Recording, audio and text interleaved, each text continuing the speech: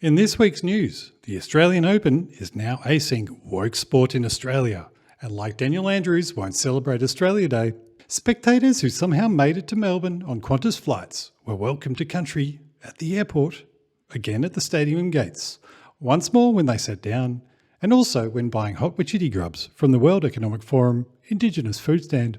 Albo, after dissuading Aboriginal people in the Alice Springs from being influenced by the alcohol companies sponsoring the Australian Open, announced that Bill Gates will be serving out free microchips at next year's Open. Mr. Tilley, CEO of Tennis Australia, has now implemented mob pricing for people of a different heritage for Australian Open's First Nations Day. The idea for a reduced ticket price was inspired by tennis PR folks after they attended a tiered socialist conference. When asked about how proof will be shown to purchase these cheaper hand-up tickets, a spokesperson said, "It's a bit tricky, but will be much easier next year when all Aboriginal people and white people have been microchipped equally."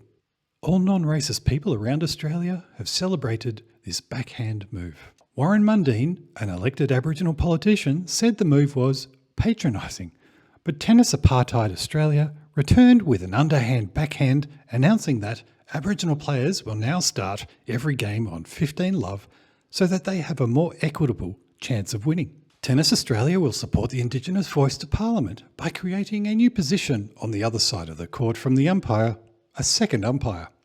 The position is only for people who identify as a certain race, and no one has any idea what the new rules will be. Some new rules being proposed include white players playing anyone that is any shade that differs from Wimbledon white now have to play underarm, and all minority players will now get 2 bounces before returning serves. Any white man caught serving more than 200 kilometres an hour will have to be publicly shamed and say that all white people are racist. As apologies haven't made a jot of difference, especially to those who want Australia to burn to the ground, this public denouncement might have more grunt. These men will then be considered for a Chinese sweatshop sponsorship as long as they donate any tournament winnings as reparations, even if they are newcomers to Australia. The newly digitised line caller system has seen the removal of all fat white linesmen, and the communists writing the new Tennis Australian manifesto have rejoiced. The new digitised line calling system includes people of Aboriginal heritage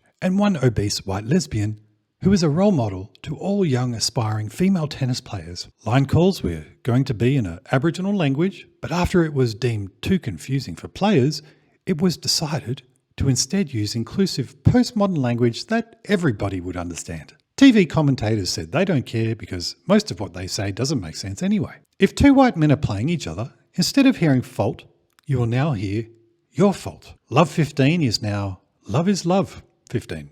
Smash is now smash the patriarchy. Out is now out, but here's a point for effort. Backhand is now boys are potential rapists. Ace is now called don't argue back, symbolic of woke debate. And time violation is now burn Australia to the ground now. Understandably, anyone caught celebrating Australia Day on the newly named Invasion Day court will be removed to the segregated area and watch the rest of the match on the TV with the rest of the lower class plebs. The inclusive TV tennis commentators are still making everyone who can't afford live matches want to shoot themselves equitably. Segregated TV watchers will notice that Russian players now have a white box next to their name instead of the Russian flag. Tennis Australia have decided that next year, all Australian players will also have a white box where their flag is supposed to be because they are basically racist. As a Chinese alcohol company gave Tennis Australia a whopping amount of cash, Tennis Australia will be pressured to do what Communist China does when televising sport in China and blur out the crowd in case people are wearing protest t-shirts such as Free Tibet, or in this case, Pro-Australia Day paraphernalia. The alcohol is called 1573, a Luzhou Laojiao company, and of course signifies the year that China stole the IP for this alcohol from another country. Richard Hazelgrave, Chief Revenue Officer of Tennis Australia, said at the launch, "We have many shared values, just as Luzhou Laojiao's 1573 motto is, 'Let the world savour China.' We want the world to savour the Australian Open." That's real, by the way. In 2018, Tennis Australia also signed a 5-year commercial deal with a Chinese water company, Ganton. Ganton also uses same water to water cannon any Chinese dissidents in China who say it's very oppressively refreshing. For those wanting even more inclusivity, they can party with pride and attend the Glam Slam event sponsored by Ralph Lauren. You can enjoy the first Pride Hub with unknown celebrities, and everyone gets a Ralph Lauren strap-on or leather mask with Dan Andrews' face on it. As a large part of Ralph Lauren's $160 polo shirts are made in China, where all minorities are treated equally in slave labour camps, anyone caught wearing an I Celebrate Australia Day t-shirt in this inclusive space will be removed, along with anyone wearing I Support the Uyghurs t-shirt.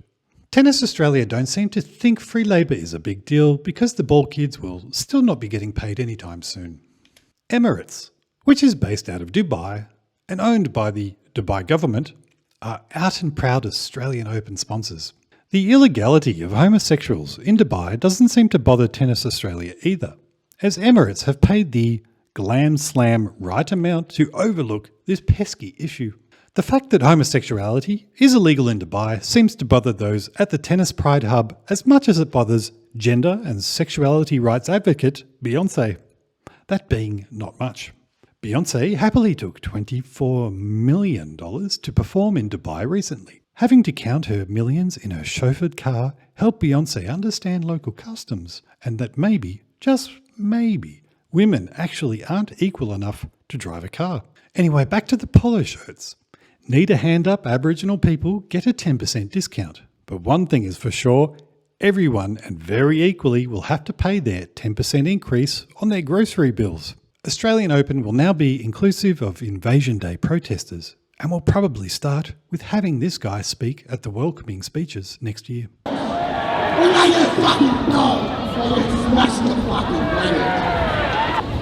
You brothers fucking want stop.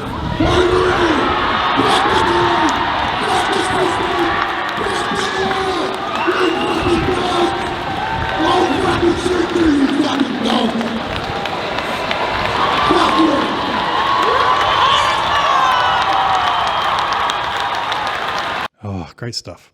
Green senators who are calling for a civil war will get exclusive commentator box seats. And finally, socialists are now protesting tennis in general after it was discovered that Eva Goolagong was basically part of a stolen generation because a white man persuaded her parents to let her be taken and have a better life under his coaching umbrella, and she went on to become ranked number 1 in the world. Look for the Socialist Alliance protest stall in front of Eva Goolagong's and Ash Barty's statues with the banner that says, "Tennis always was, always will be racist. Change my mind," where every reasonable argument that you make will be slice returned by, "You're a racist," and followed by yet another burning of the Australian flag, which will also be broadcast live into the stadiums where spectators can enjoy another woke game of tennis and the death of yet another Western-founded sport by 1,000 more shots. Game, set, match. Don't forget to buy this lovely, lovely t-shirt so that I may one day afford studio lights after I pay the rent. $44 billion a year.